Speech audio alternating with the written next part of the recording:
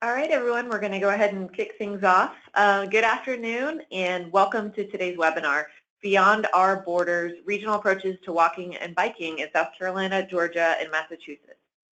This is Colleen Oliver from the UNC Highway Safety Research Center. Just want to say a special thanks to our presenters who are sharing their time and experiences with us today as we discuss working with communities and schools to increase walking and biking. Before we get started, just a few housekeeping items to go over. The phone number and access code for today's webinar is shown on the screen. If anybody's having technical difficulties, please feel free to email me at oliver@hsrc.unc.edu. I'll have my email open in another screen, and we'll try to respond as quickly as possible if anyone's having technical problems. And with the exception of our speakers, all attendee phone lines are muted, but we still want to hear from you. We still want to hear your questions. So after today's presentation, we will have a brief Q&A session with the presenters. So if you have any questions related to today's topic or for the presenters themselves, you can submit them at any time during the presentation by using the question function, which is located in the GoToWebinar window in the upper right part of your screen. Nancy and I will be monitoring all questions received, and we'll get through as many as we can before the hour or so is up. And then finally, this webinar will be recorded and archived, so we will send you a link to the video once it's up online. So with that, we're going to go ahead and get started. There's so much to be learned from our colleagues in nearby states, and today we'll be hearing from a few different perspectives on working with communities and schools to increase walking and biking and to build sustainability. Our speakers are joining us from Massachusetts, South Carolina, and Georgia, and each will provide overviews of their state programs, their role, and some of the approaches they've been using to build sustainability for walking and biking to school, and programs that support long-term change. First up, we will hear from Erin Reed, and Erin's the statewide coordinator for the Massachusetts Safe Routes to School program. Secondly, we'll hear from Doris Ford, the school outreach coordinator for South Carolina's Resource Center. And then finally, Patti Sistrunk, the project manager for transportation demand management services at the Georgia and South Carolina Safe Routes to School Resource Centers. After the speaker presentations, we'll open the floor for questions. And without further delay, on to our first presenter, Erin. I'm going to pass the screen over to you. Great. So thank you to North Carolina, Nancy and Colleen, for your invitation to speak today as we swap things over. Let me just, there we go. So again, my name is Erin Reed, and I'm the statewide coordinator for the Massachusetts Safe Routes to School program. And our program distinguishes itself from other states' efforts by providing a central resource of services to all interested public K-8 schools through individual outreach and customizable program support. So the Mass Safe Routes to School program now partners with over 700 schools in 200 communities. So here in Massachusetts, we promote a collaborative, community-focused approach that fosters mutual partnerships between advocacy groups, law enforcement, education leaders, and public health departments that all work together to promote safer routes for elementary and middle school students to get to school. So our staff, pictured here, aims to help communities establish safe routes to school task forces, or to add it to existing community or partner wellness committees, or to add it to municipal bike ped committees. And as part of our efforts to promote sustainability, we work to create resources that are readily available to partners across the Commonwealth. So I'm going to spend some time going through some of the resources we've recently developed.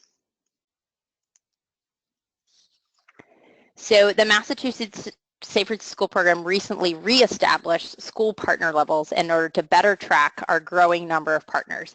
So partners are going to be categorized just basic, bronze, silver, or gold. So partners will earn points based on weighted activities For example, adopting pedestrian safety into their curriculum earns them more points than just bringing in our staff to lead pedestrian safety. Establishing a daily walking school bus or bike train earns them more points than flagship day participation. So through the use of a point system, it allows our schools to focus on what works for the goals of their school and community. So partners will be recognized in June at a ceremony at our State House. So this was last year's award ceremony.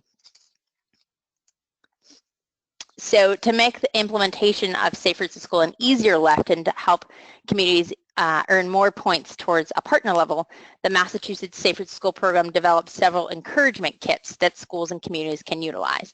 So our walking school bus kit includes a printed localized copy of the National Safe Routes to School Walking School Bus Guide, some spray chalk, 2 stencils of a bus with walking feet and like walking school bus with an arrow, and 6 safety vests. And schools often use this kit for the first time to launch a walking school bus on one of our flagship days, you know, International Walk and Bike to School Day, Massachusetts Walk and Bike to School Day.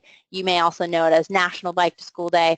And then we just officially added Winter Walk to School Day to address winter-related issues here in the Commonwealth. And then we also have our Golden Sneaker Kit and Walk Across America, Walk Across Massachusetts. So these kits help schools promote more daily walking and biking, and they're also good options for some of our schools that are out on the Cape or in some more rural areas to promote walking at school. We have a school in Bourne, which is out on the Cape, that they've walked usually like 4,000 miles in a year by walking at recess and tracking how many steps their kids are taking. So these kits are easy for schools to just implement without too much effort. So, and then here in Massachusetts, we break down education into 2 categories.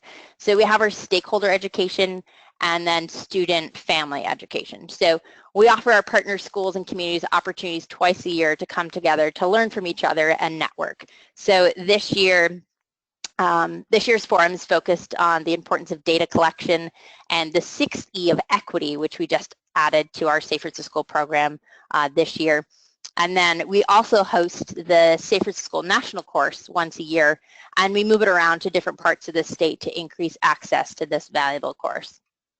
And then we've been piloting a pedestrian safety education curriculum at 7 schools throughout the Commonwealth as a more sustainable approach than our current Safe Routes to School driven model using adult volunteers or youth mentors. So this curriculum currently meets state education standards, the national frameworks, and was modeled after the National Highway, or the NHTSA K-2 curriculum. And then we spent this year developing a bike radio kit that communities will be able to borrow in order to host a local bike radio. This is Bike Month. Our team all has their calendars full of bike radios. So this will be able to help more communities across the Commonwealth have a bike radio without having one of our staff members there. So, and we modeled this after Bike Maine's program, which we love our neighbors. And then next school year, we're looking to develop or provide principals and parents a welcome back to school kit. So principals will receive a customizable letter to inform parents on their school's involvement with Safe Routes to School. Principals will receive information on best practices for drop-off and pickup, among other things, and then items developed for parents and students include like all-season bike ped tips and information on how to start a walking school bus or bike train. So this is our winter visibility, because again, here in the Commonwealth, we have to think about winter and it getting darker earlier. And then for evaluation, we actually developed an online survey tool to help create safer routes for students in their communities. So we have paper versions of this survey as well as online. It just asks 6 basic questions. You know, where on this map do you live? How do you get to school? What grade are you in? how do you get home, how many licensed drivers, how many cars. And what's great is that it prints out a report. Administrators, principals are able to go in and generate their own reports, but our staff also help push this out to schools as well. And then from there, they can, customize their Safe Routes to School program based off of their survey results and see change year over year. So what's nice is it shows a walk shed map. So the blue dots, I don't know if you can see very well, those are kids that are walking. The red dots are people that are taking a family car. There's no pink on this one, but that would be carpool. School bus is yellow, and then green is bike. And then occasionally you'll get some purple, which is transit, and gray, which is other. So it really helps them see where all their walkers are coming from, where they might need to look at why everyone's driving. So it's a really great resource for our communities. And then we've also worked this year to survey our crossing guard supervisors across the state. We don't have an official crossing guard training program in the Commonwealth. So we wanted to see what we could develop, but we wanted to see what people needed first and what they were looking for before we created something that wasn't going to be helpful in the eyes of our crossing guards.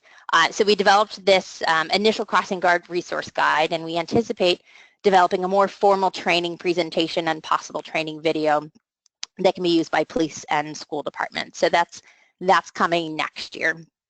And then this year we also, it was super fun, we rolled out a yard sign contest for students across the Commonwealth. So you can see all of the posters that were submitted, and then on the other side, 4 students were chosen as our winners, and they had their artwork made into actual yard signs that are being put in lawns in front of schools and houses all across the Commonwealth. And we're really looking forward to hosting this contest again next year. It's gone over really well. And then engineering in Massachusetts takes the approach that schools have to be an active partner for at least a year in the non-infrastructure before they're able to apply for Safe Routes to School infrastructure. So with a statewide program, infrastructure was limited to 1 project per community, which allowed for communities across the Commonwealth to receive projects. Solicitations for projects have been on hold as we try to retool this process, but thankfully here in Massachusetts we have a MassDOT Complete Streets program that has allowed communities to prioritize and receive funds to improve walkability and bikeability to schools, and we anticipate solicitation opening up again in the coming school year. So there's a ribbon cutting in, I think, Braintree. They've had a walking school bus for more than 3 years, which is always a lot of fun. And then just in closing, here in Massachusetts, we spent a lot of time developing resources that support an equitable, sustainable, Safe Routes to School program. We have a team that is able to customize their model for partner communities across the Commonwealth. This ranges from urban, suburban, rural, and crosses socioeconomic boundaries. We engage a variety of common community stakeholders that can implement various parts of our model into their local setting to take ownership of the program, enabling it to continue into the future. So thank you so much. Wonderful. Thank you so much, Erin. We have a few questions that came in, and so we're going to hold that for the end, but thank you for all that information. Okay, so up next, Doris, I'm going to pass things over to you. Okay.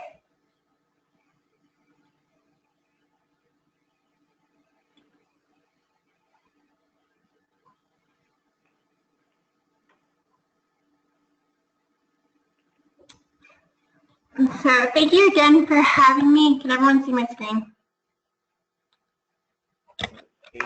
Yes. Yes. Okay.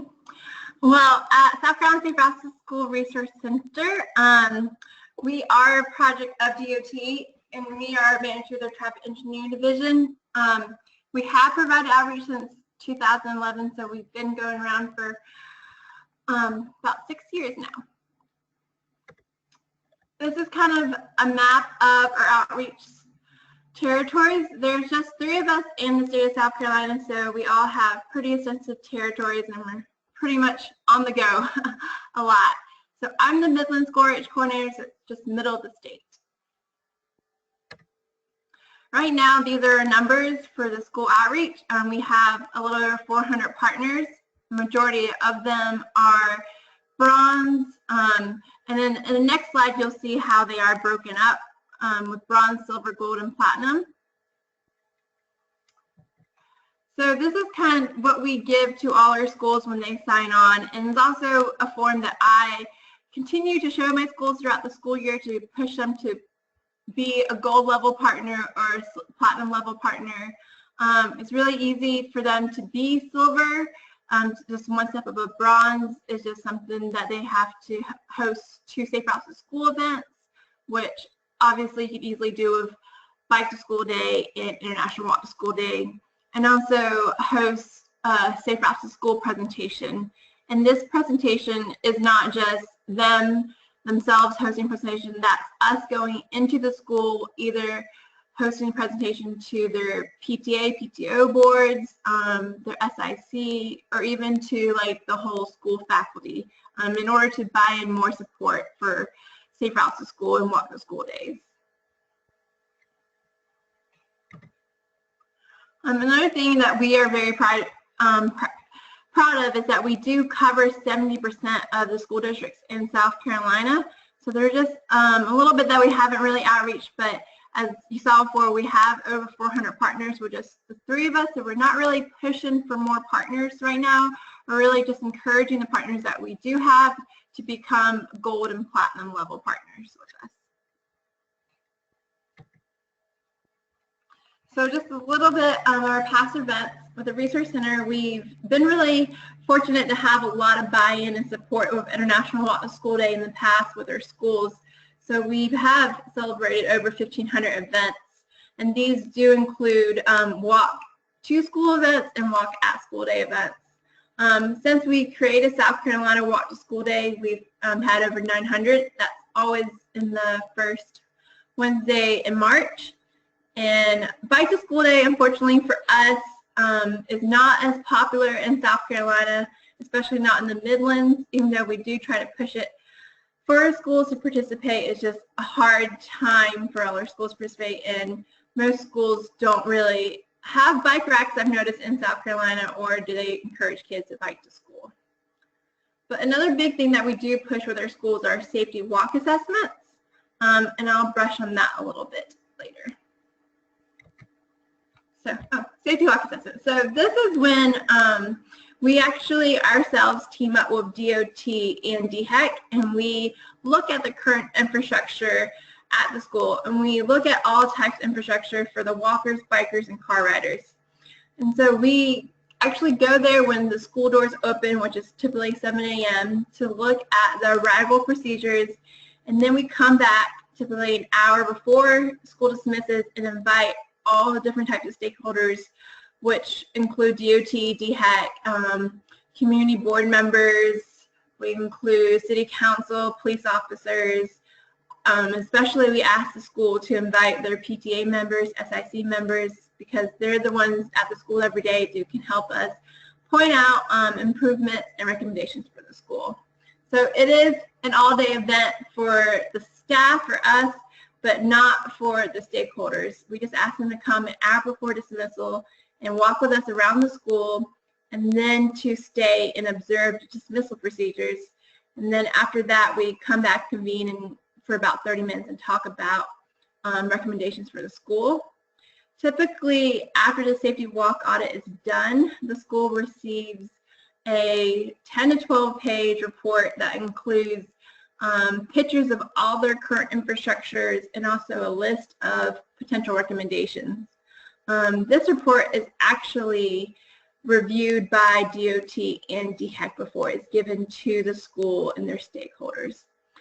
So in the past, with safety walk assessments, the schools have to be a school partner with us, and they have to ask us to come in for it. It's not something that we just give out to all schools, but to become a school partner is really easy.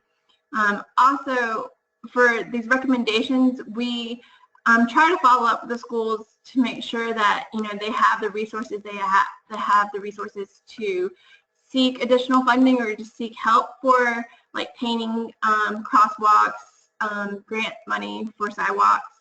I know myself, there's a small town called Barnwell here in South Carolina, and we've done probably around 90% of all the middle school, elementary schools for safety walk audits. But their local eSmart Move More has partnered with every single school to seek funding to improve sidewalks, to paint crosswalks, and also to buy supplies for the crossing guards or even staff who are assisting the walkers and bikers. Another thing with our school outreach, as I said before, we created the South Carolina Walk and Roll School Day, so that's always in March. We also believe it's been 2 years now that we've created the South Carolina Crossing Guard Appreciation Week. We always do this typically in the 3rd week in November. And then other things that we did develop would be crossing guard materials, and then I'm going to click on these real quick just so you guys can see them. It's all linked to our website. So the crossing guard materials is we do a nomination of outstanding crossing guard. So we typically recognize 1 crossing guard per territory, and we have a certificate recognition that anybody can download and print for their crossing guards as well. So I'll go back. Another thing that we've created were our safety patrol materials, and that can be found on our website as well. All the way down here.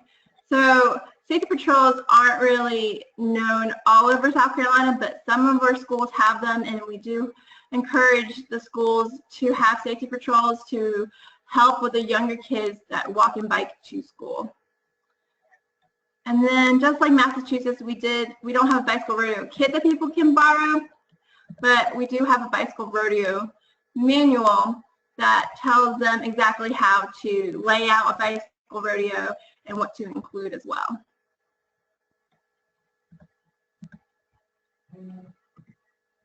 So South Carolina Walk School Day, typically every year over 200 schools participate, and this is including kids that walk and bike to school and at school as well. And then this is just a picture of some Cross Guard Appreciation Day. As I said before, we recognize typically 1 crossing guard per territory, and we do encourage the schools to invite the media out there to really recognize the crossing guards, and then also to incorporate their students.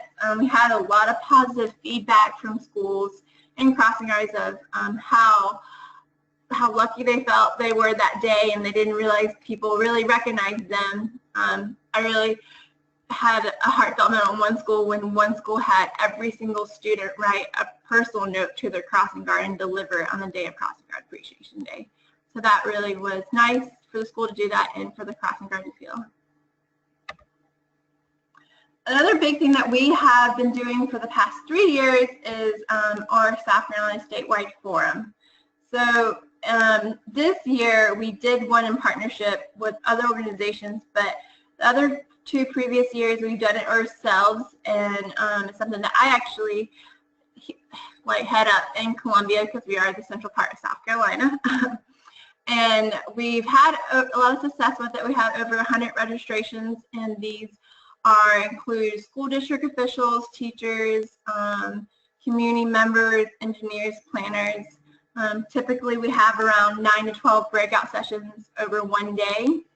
So it's a lot of planning and asking speakers to come out, and when we do it ourselves, it is a free event for everyone to attend. So even the presenters, we are asking them to do it at no cost as well. So this year we hosted our first South Carolina Mayor's Bike and Walk Summit with 3 other organizations. So this was a 2-day event actually in the beginning of May to kick off Bike Month. The website's right there if you want to learn more information about it. But it was a great turnout as well, and that we were able, instead of hosting, this was an at-cost event, so we were able to have more speakers who are nationally known, and we actually had a national keynote speaker, Charles Brown, on that Friday event. To kick off the Bike and Walk Summit, that picture on the right is actually a picture of a few of the mayors across South Carolina, where we had a mayor's forum to talk about bike and pedestrian infrastructure across the state. So not only do we do a lot of school outreach, of course we do a lot of community outreach. I know myself, I depend a lot on my community partners because I have over almost 150 schools. So when I do have bike and walk events, I can't be at all of them, but I do encourage my community friends to be there for my schools, to even supply support or just, you know, just some incentives for the school other than what we give them. We have almost 150 community friends across the state. And then another thing that we started was Outstanding Community Friends Program, where we have it on our website for community members and schools to recognize their community friends, and then we go out and give them a little certificate and a thank you for being such great partners with us. Okay, questions? Or are we going to say those at the end? Yep, we're going to ask everyone just to hold their questions at the end, but we've had some folks submit things along the way. So, but thank you very much, Doris. It's always nice to hear what's happening, you know, across the border with our neighbors down in South Carolina, and the outreach you're doing down there. Thank you. Thank you. Okay, so now over to you, Patti.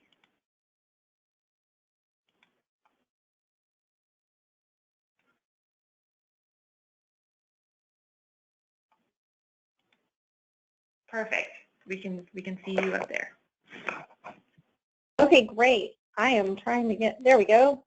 Hi, thank you so much for having me on today, and thanks Colleen for organizing and Nancy too for having us here.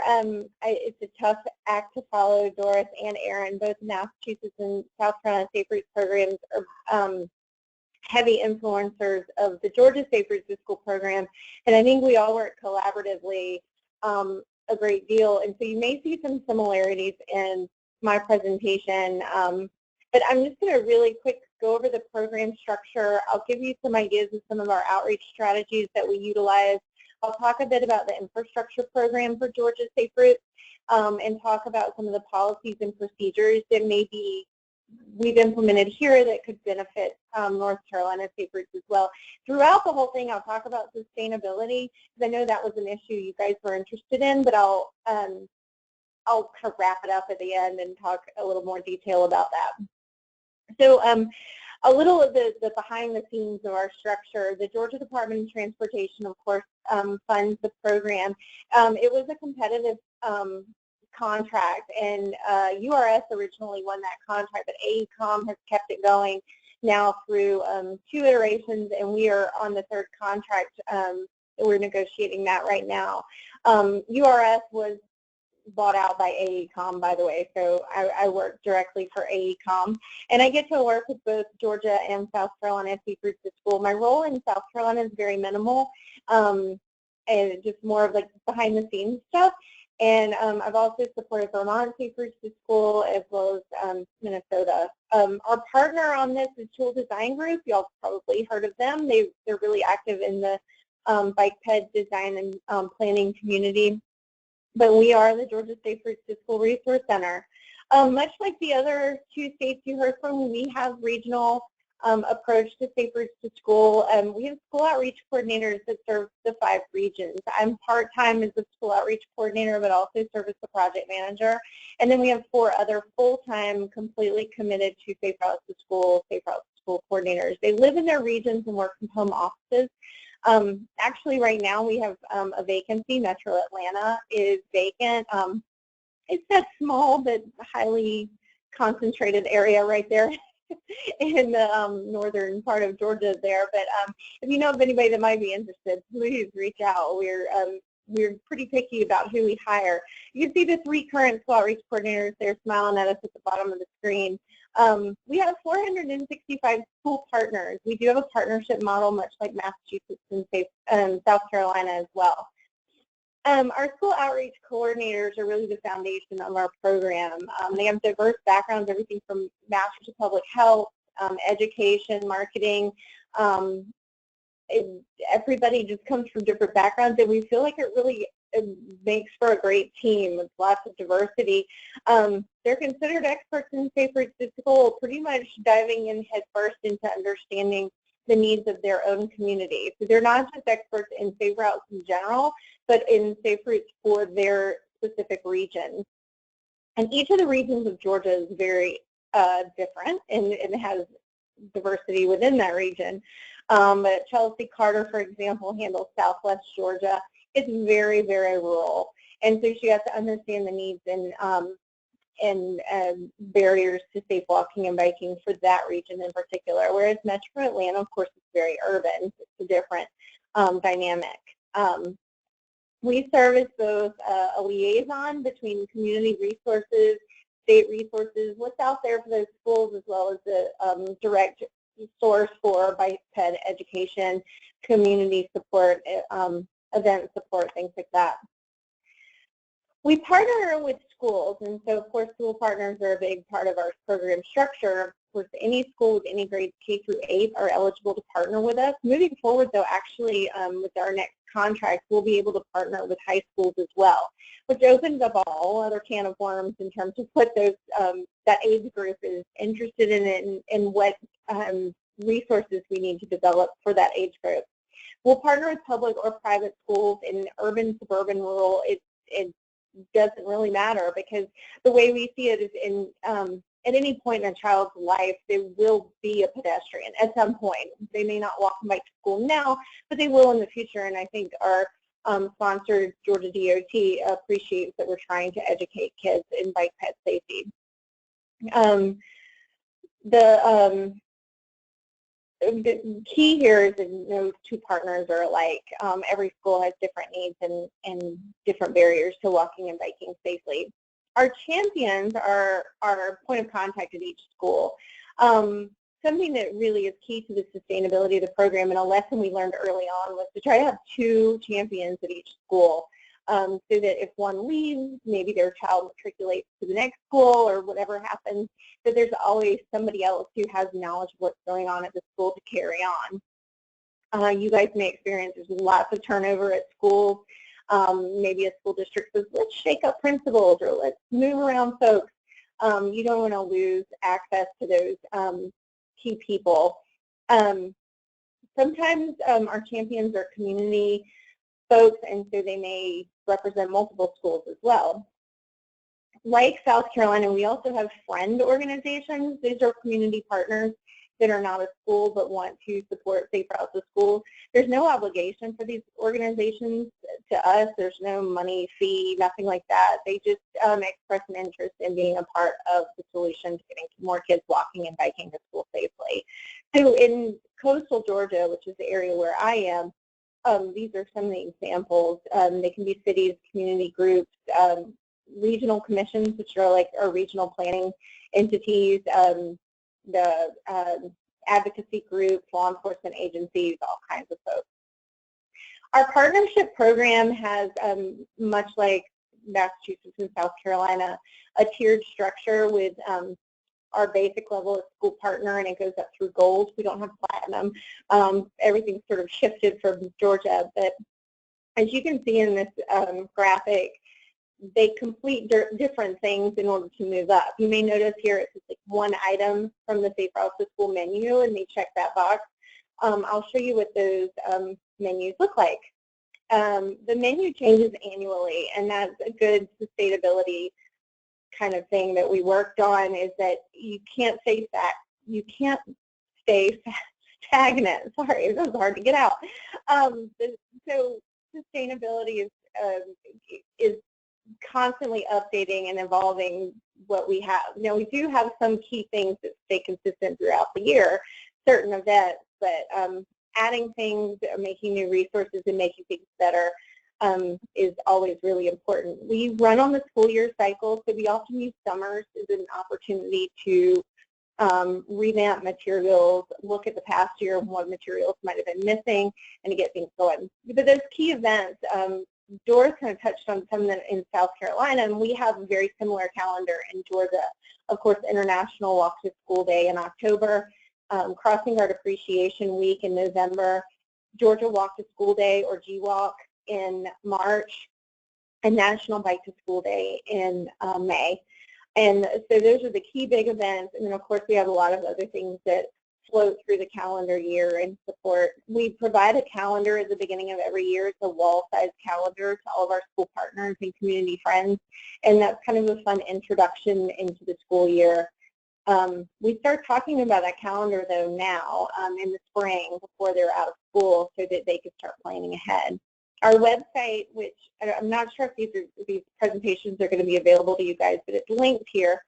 The website has just tons of great information and resources, and these are all federally funded, and so they're open source. So you're definitely welcome, and you might see some familiar things that we've gotten permission from other organizations. There's no use reinventing the wheel, so we try to pull from other Safe Routes to School programs as well. A couple of the resources and materials. This is kind of what my desk looked like earlier today, but all of these kind of materials that we have, I don't even have some of our incentives like pencils and zipper pulls and things like that pictured on here, but a walk audit toolkit, tip sheets like planning and promoting your walk to school event. We also have events this year. We call them our Safe Routes to School Regional Paloozas. We have handouts for those schools that may be too rural, where it's too far, too unsafe for kids to walk and bike. We try to promote things like announcement tips. You can see that on the bottom right corner. So if any, and of course Halloween is a great time to promote pedestrian safety. Bookmarks, and we try to update stickers every year to have a new fun design. And this year with our Palooza theme, we went with tie-dye. That keeps things a little bit more interesting after things have kind of gotten a little stale, maybe with the same old stickers.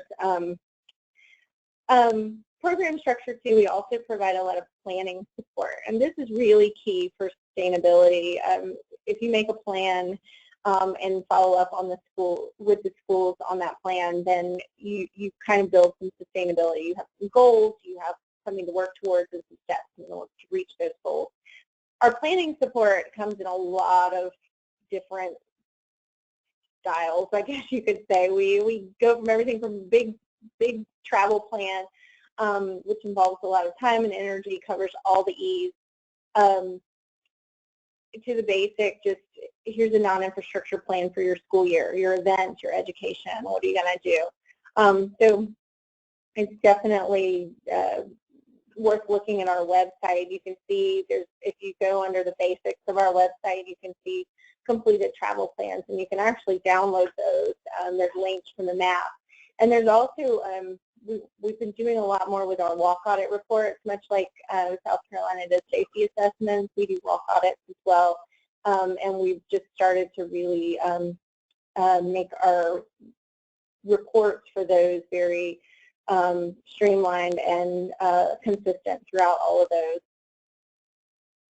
So I wanted to talk a little bit about a couple of outreach strategies that may really help in terms of what you guys might be doing. I know, from what I understand, you all have multiple roles and not just Safe Routes to School, and so you probably are trying to be as efficient as possible. I know we are, even though we are full-time school outreach coordinators and Safe Routes to School focused. We still have quite big territories and lots to cover. So trying to keep things really efficient is really key. So I always encourage my school outreach coordinators to develop their elevator speech.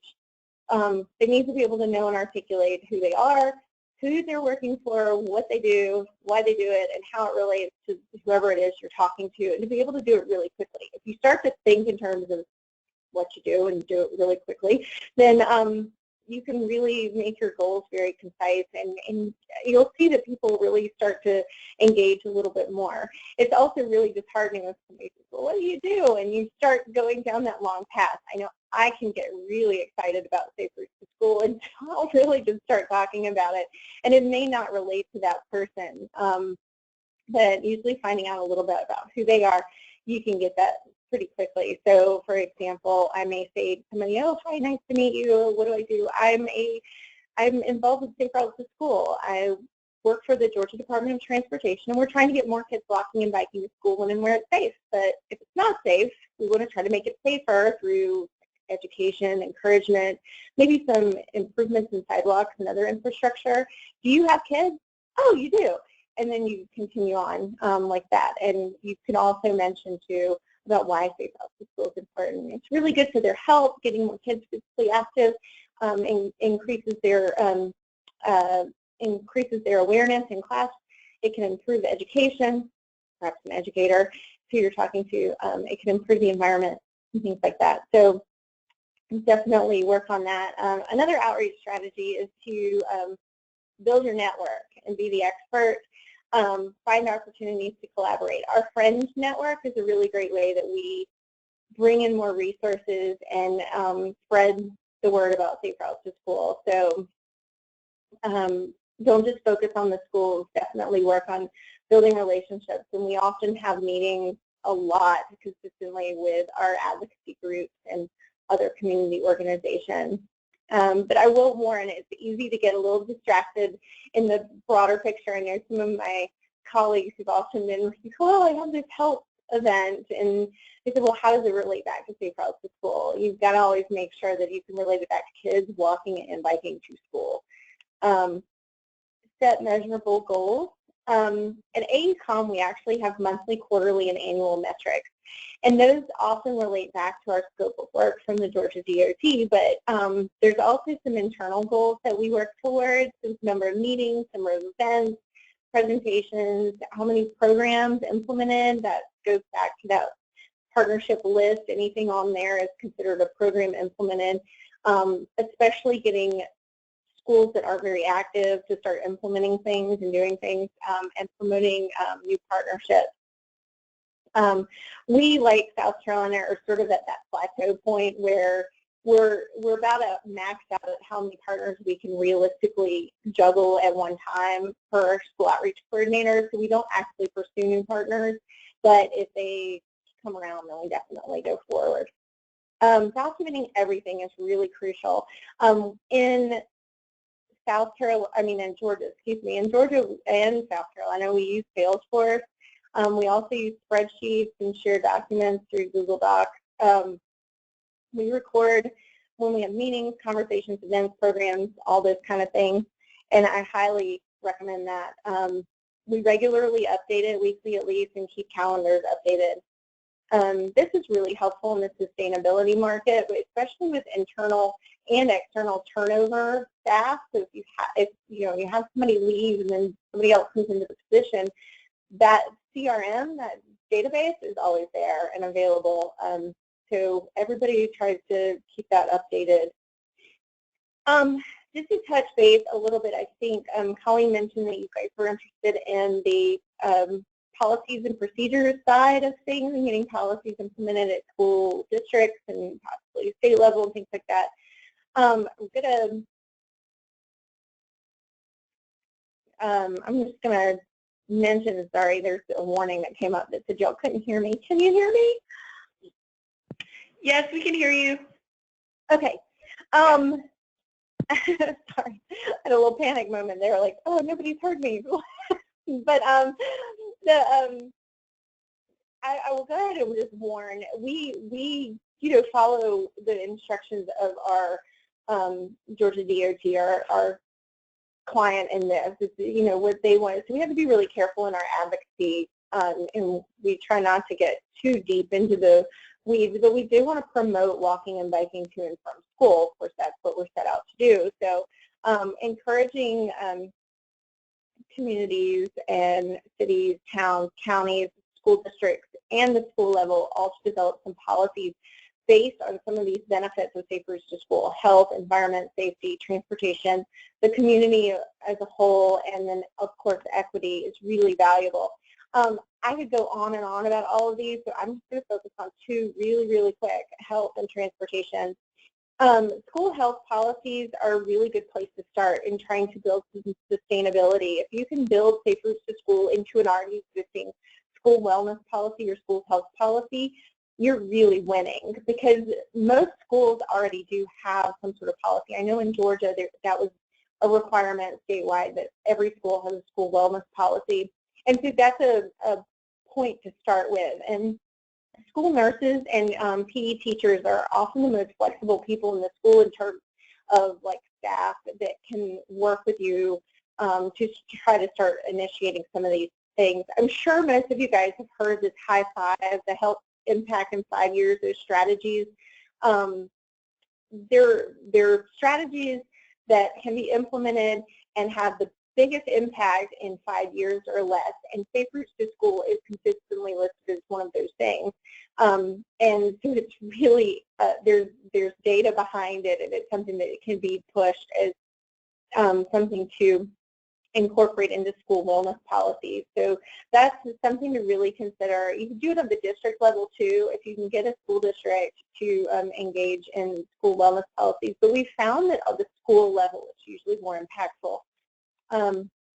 Transportation is another area that I highly recommend working for policies and procedure changes, especially with transportation, like arrival dismissal policies. Have schools review their policies annually. We have, one of our metrics is to meet with schools, every school, or have meaningful communication with them on a quarterly basis. And so that means we're, you know, at least every 3 months, we're reaching out to these schools. And so we start early and stay on often, and we try to get to these schools early in August and September, and sometimes even sooner. And if you could meet with these schools and say, okay, well, how are you updating, or how are you changing, or what kind of factors are influencing your drop-off and pick-up procedures, so that we can make it safer for kids that are walking and biking, or even more convenient or more appealing for kids to walk and bike. So talking right off the bat, not just about schools participating in iWalk, but about those kind of things as well. Look at school manuals and handbooks. Sometimes it's quite a lengthy read, but if you're visiting with a school or school district, check out their handbook or manual and see if it even mentions. You can even pull up the PDF and do a quick search and say bicycle, pedestrian, or walkers, and see what kind of language is in there for those modes. It's sometimes easy to get distracted with the car line and people trying to make that better. So I would just remind you to stay focused. Bike ped, bike ped, bike ped. Other kind of things you can look at doing. Of course, we don't really get into the laws, so put a little question mark behind that. I'm not sure what your role is in North Carolina and in other states, but here we can stay away from the law side, that do serve as a source of information. But at the school district and school levels, and sometimes even the city and county governments, you can get things like resolutions and simple memos passed that can help the community embrace Safe Routes to School a little bit more. At the school level, or I mean the school district level especially, and around events like iWalk and State Walk and Bike to School Days, having those resolutions. So really quickly, infrastructure is handled. I know I'm really long, I'm sorry. Infrastructure is a different side of Safe Routes to School in Georgia. It's handled by the Georgia DOT and the state bike ped engineer. I've given her information here, but I will just mention that we are involved to an extent. It was a competitive application process, and that funding is now expended, all Safe Routes to School funding from the Safety Loop bill, but they have approached a couple of different other funding sources, highway safety improvement funds and a few others, but Georgia state highways are where those funds can be used typically. And so we've created like maps to support the Georgia DOT in identifying schools that were within a certain distance, either on or within a certain distance of state highways.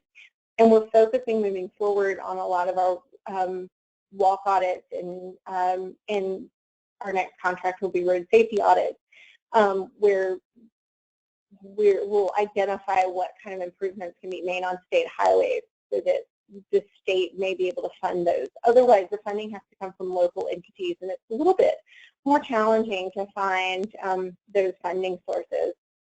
This is just quickly a little bit about some more about the infrastructure, but our next contract is going to be more focused on these plans or school road safety audits. You may have heard of road safety audits. A lot of states do them. I think most states have to do them. It's federally funded through highway safety improvement funds, and they're usually stretches of roads, miles and miles sometimes, of state highways, state funded highways. But in Georgia, we're going to do school-focused road safety audits where we look at the roads around the schools, especially those that are state-owned and maintained.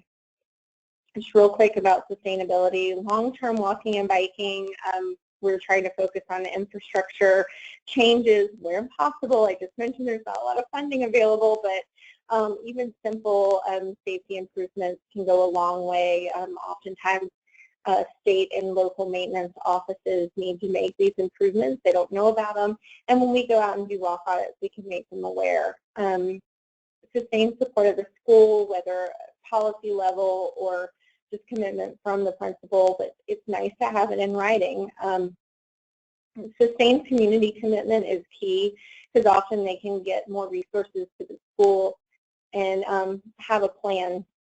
Some of the challenges that we've had, this program's been going on for more than 7 years, so it's kind of the same old stuff, but we try to keep things fresh and new, even just updating our resources every summer. We do have staff turnover some, but especially at the schools, and that can be a challenge. Rural and suburban schools may not be as receptive to safe routes to school, so we try to build in programs that focus on education. And of course, everybody deals with school closing and consolidation of different schools. So there's some of the solutions that I just touched on really quick. Really focus on giving plans, even if it's just a simple annual e-plan, and I'll show a document that we use in Georgia that can help do that.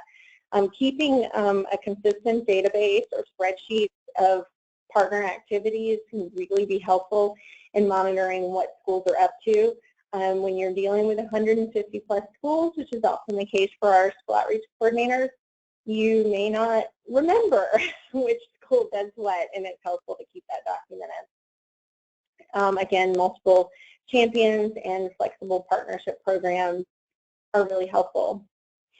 This is our well, part of our document that we use to meet with our schools, and when you meet with them, and Doris showed you what they use in South Carolina. We actually created like a fill-in-the-blank worksheet kind of thing, and it's our partner progress report, but it's really kind of like a mini plan. You map out what's being done by the school and how they're doing it and when they're doing it and things like that, and it really helps the school commit, the school champions especially, committing to things and getting them done and working towards that goal of being a gold level partner. So that's about everything that I have. I kind of covered a little bit of detail here and there, but I know I could go on and on, so hopefully I was able to provide y'all with some useful information today. Thank you so much, Patti. It was really helpful to hear about Georgia's approach to building sustainability, especially through policy. And I know that we have quite a few questions, and we have about 20 minutes left here. So what I'm going to do is pass things over to Nancy, who's going to help us facilitate that.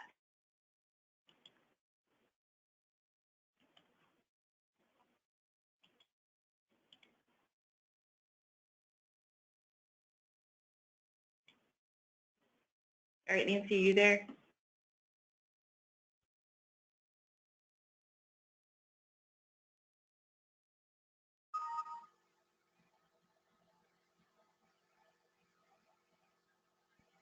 Let's see. Okay, great. Hey, Nancy, we can't hear you. You might still be muted.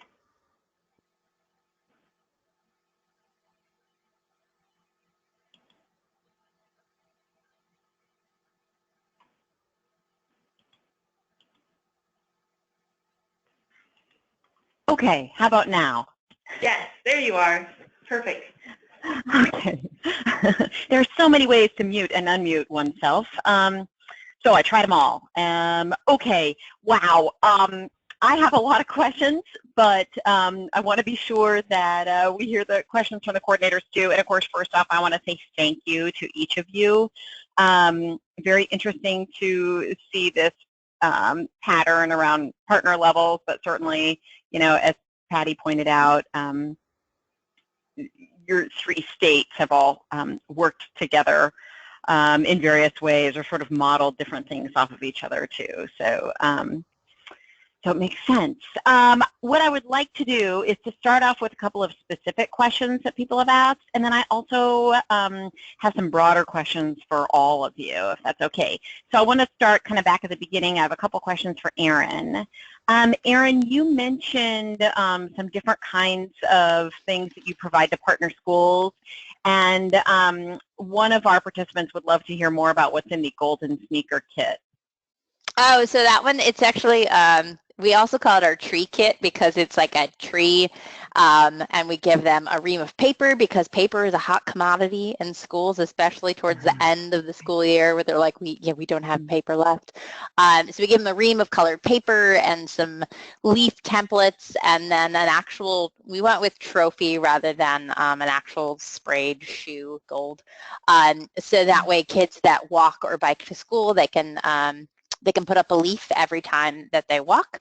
And my colleague is actually going, she's actually on her way down to Orleans because they, at the end of the year with their golden sneaker, they actually bring the grade that walked the most bowling at the local bowling alley. So she's going to be bowling later with the school.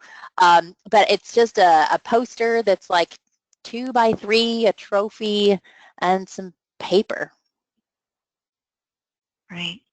And is there a particular level of partner school that has access to those kits? No, so our resources are available to basically any partner that asks. So the kit is like another way for them to just step up what they're doing. So a lot of schools, I try to encourage the golden sneaker at schools that already have a lot of walkers to just encourage more of that great behavior, because sometimes a principal or a parent, can't take on a whole lot of organizing a walking school bus. They already have it, and it's just to capitalize on all the positive things that are going on in their school. So we have schools across the Commonwealth that will, implement that, and we actually took the idea from one of our schools that was doing a turkey trot for like a week. They're letting kids add feathers to a turkey, and the turkey was just overflowing. We're like, well, we can do this for our schools in a more organized fashion. So we always joke that you can have like kindergarten do the cutting of the leaves, but I think our next step is probably get one of those like die cuts for leaves to make it even easier for schools to implement. So. Oh, that's great. So another question for you, Erin. You mentioned in the back-to-school kit that you were going to be pointing out some best practices for pickup and drop-off. And I apologize if there was another best practice that you mentioned, but one of the coordinators is just interested to know how you're developing the best practices that you're going to identify in there. What's your process Great question. for identifying them? Yeah, so we actually also work with Tool Design Group here in Massachusetts, so we're going to be working with them to develop a good chunk of the content of that toolkit. So the best practices for drop-off pickup, because it's crazy that a principal is oftentimes the one that decides who's going to go where on the school property. Sometimes they bring in their traffic engineer or the police, but we wanted to just say, hey, separate modes where possible. So we're going to be working with Tool, and we're happy to share those when they're developed. And then we also already put together a one-pager on just crossing the street with your kid, and right now it's in English and in Spanish. And then we're going to put together a letter of your school is, doing Safe Routes to School. So here's what that means, and here's how you can informally start a walking school bus. So Braintree, we at the ribbon cutting, we found these dads that have been doing an informal walking school bus for 3 years. So we want more of that. So just letting parents know it's not just the parent that raises their hand to be the parent champion, but as many parents as we can get to know about Safe Routes to School and to walk with their neighbors and just make it part of the culture, from day one. You got all those new kindergarten parents or all those, brand new middle school parents. We want to get their attention at the first day of school, we're also going to try to get our parent survey in as many. We had a district that actually put our parent survey in the first day of school packet, and we got 5,000 paper surveys back. It was a lot of data entry, but we got a lot of great data that showed, like 25-30% of their kids are already walking in this community. So the first day of school packet, it's going to take a lot of coordination to get everything done in time for the summer, but we're going to make it, we'll print where we need to and make it available online. And for our staff is always there to just hand it to our champions as well. Right. Wow. Okay. Awesome. This is a question for all the coordinators, wanting to get a better understanding about how your states move from a sort of a community-based Safe Routes to School assistance model to a statewide regional coordinator model. So this person says, like, in other words, how did Georgia DOT, South Carolina, Massachusetts DOTs decide they wanted to manage full-time coordinators? I'm assuming the history really kind of relates back to Safety Lou money, but is there anything else that you think kind of inspired that?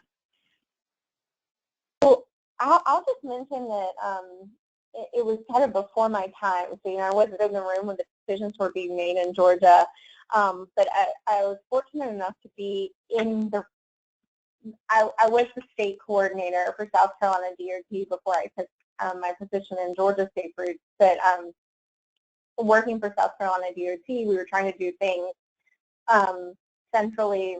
The DOT was trying to manage everything, and there was a demand for more. And there was, with the Safety Loop funding, there was enough funding to support a resource center. So I think ultimately looking at the success in Massachusetts of a resource center model, which was the first, I think, to do this. You guys at the National Center and UNC may know differently, but I think Massachusetts may be the first one. And it was working really well to have state coordinators. In terms of the full-time thing, that was the available funding and the model. So we approached it that way in Georgia to have full-time. We've talked about maybe having part-time folks that who work on other projects, but it just makes so much sense to have these people committed to Safe Routes to School here anyways, and in South Carolina, and working on a regional level. I don't know if that quite answers the question, but maybe they can follow up with another if I didn't touch on it. Yeah, no, I think that helps. Question for Doris about some of the work that you've done around hosting a statewide conference. How did you work things with some of these other key partners so that all the partners felt like their goals were being met? So that was the difficulty part, I will admit. So we decided, typically we do a one-day thing when it's just the South Carolina Safe Routes to School Resource Center forum. So we decided, since it was so many of us coming together, we needed to really have a two-day event. There was a lot of planning. We started talking about this back in last August, and it happened until May.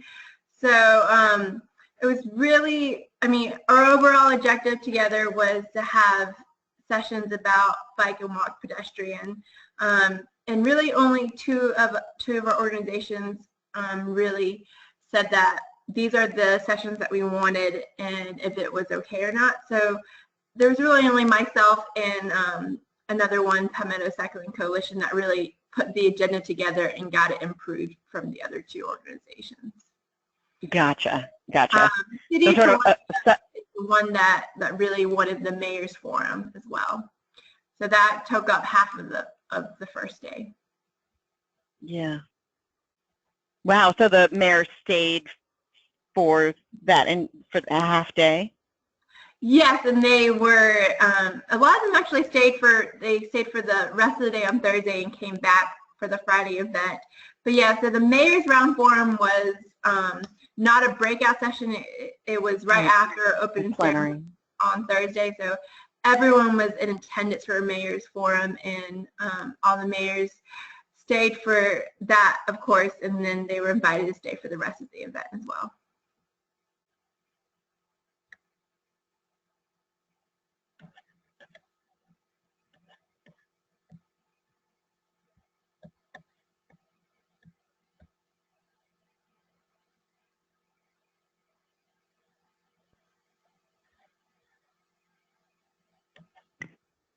Hey, Nancy, your sound cut off.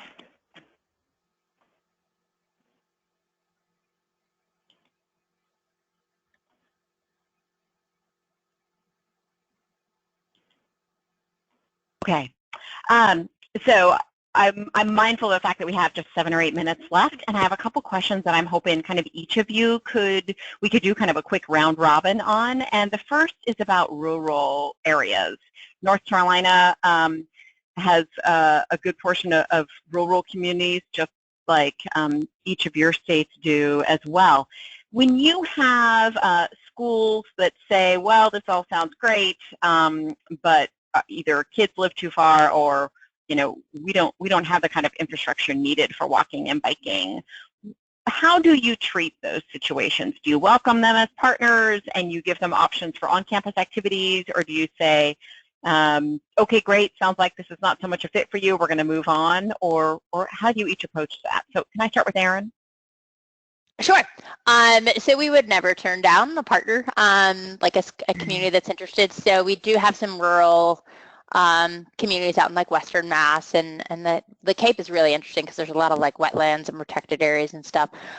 So we do have some schools that will do like remote drop-off, where they find a spot that is walkable or bikeable from like a half mile, or Westport, Massachusetts just did like the middle school and elementary were in the same campus, but the elementary was further back, so they just dropped them at the end of the road so kids could walk down. And we still, teach education because they're not going to live in a rural area forever. And we really emphasize that pedestrian safety and bike safety are life skills. And, we're trying to get, hopefully we'll wrap up this pilot curriculum, and we'll be able to roll out the pedestrian safety curriculum to the whole Commonwealth, so that more second graders across the Commonwealth, regardless of they live in urban, suburban, and rural, will learn how to be a safe pedestrian.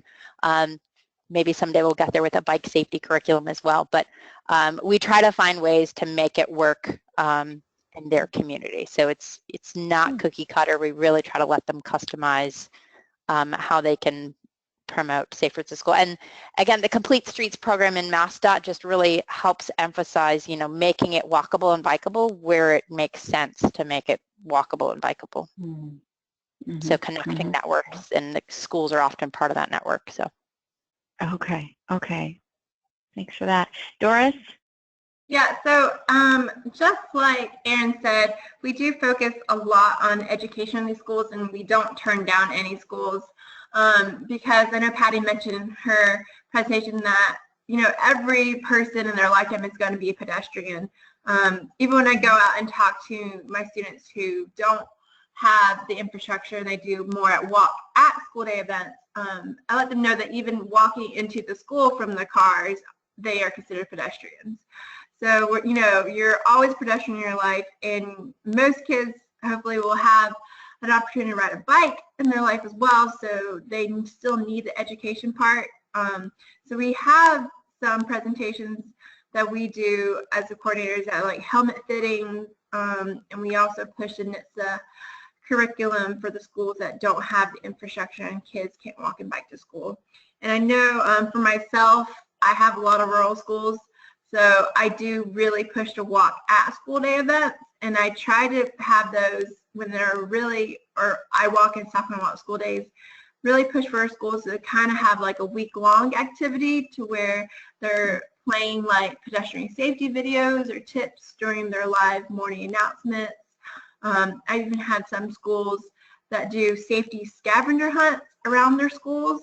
So they'll have like little stations where they'll just put like safe walking and biking tips, and the kids will stop at that station and read the tip. And then we've also had schools incorporate books into their walk and bike at school events, to where they'll visit the library at least one day during the week, and they'll read a good book about pedestrian bike safety as well. Great, love that incorporation. That's neat. And Patti? Sure, yeah. Well, I don't know how much I have to add. I could probably give just a specific example of a school in South Georgia that has a great bike program. The PE teacher raised enough money to buy a fleet of trikes, large trikes that all of the, I think it's a primary school, so it's smaller kids, but every child is given a helmet for the year and fitted properly, and they learn bicycle safety on these oversized tricycles. That they do that throughout the school year, and they also promote pedestrian safety through a park and walk site that is just a short distance from the school, but it became a very convenient thing for parents instead of going through the very long drop-off and pickup line.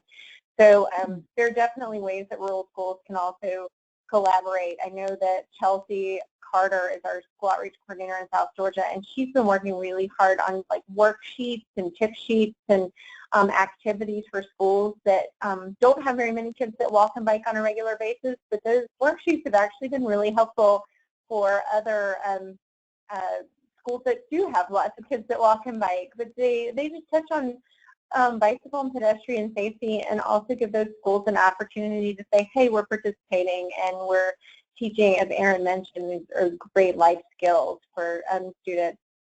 One other tip, I know North Carolina has a lot of great destination areas, and often schools will take field trips, and so encouraging schools to adopt a pedestrian safety on field trips.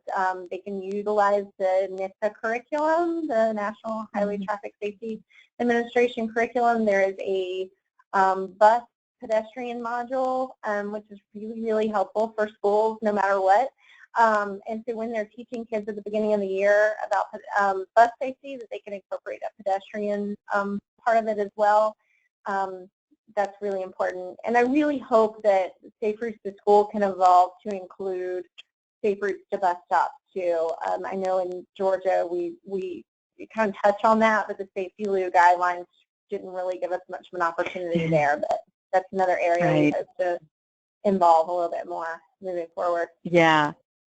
So North Carolina has a statewide ped bike curriculum called Let's Go NC, and it is based off of the NHTSA curriculum and includes the school bus lessons also. But cool. So I think your example is great of sort of cueing or reminding schools to think about those things before field trips too. That's awesome. Yeah, really nice. Oh gosh, I would love to launch into one more question, but we're so close to the end of the time that I'm kind of afraid to. So let me ask this. Erin, Doris, Patti, if folks have more questions that either they want to run through us so we can organize and maybe send out to you guys, is that okay if we ask you if we have a few other burning questions, maybe over email? Okay, of course. Sure. Of course. That is great. And one of the questions might also be around like, hey, can you share this kind of material or that kind of material? But we'll try to see what we can find on your website first before we ask too, just in case it's somewhere very easy to find. But this has just been awesome. I feel like we've really only skimmed the surface and learning about some of the great things that y'all are doing, and it's just been so inspiring. So North Carolina coordinators who are on the phone, I hope you took away some great ideas and are feeling really curious to go look at what's available on each of these states' websites too, and thinking about whether there are some other key questions that we want to ask. But I also really like this idea of, and just kind of closing on this, for us to keep thinking about whether there are some ways that our states should be capitalizing on sharing information and practices better, so that, as many of you have mentioned, that we're not reinventing the wheel. On that note, Colleen, do you have anything else for kind of our closing out?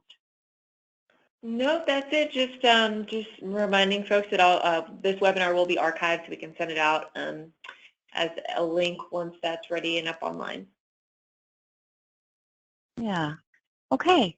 Well, on that note, I want to say thank you again to each of our speakers, as well as the North Carolina Active Ops coordinators who spent the time to be part of the webinar audience. So thank you, everybody, and have great afternoons.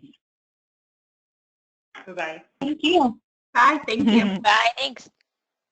Bye, everyone.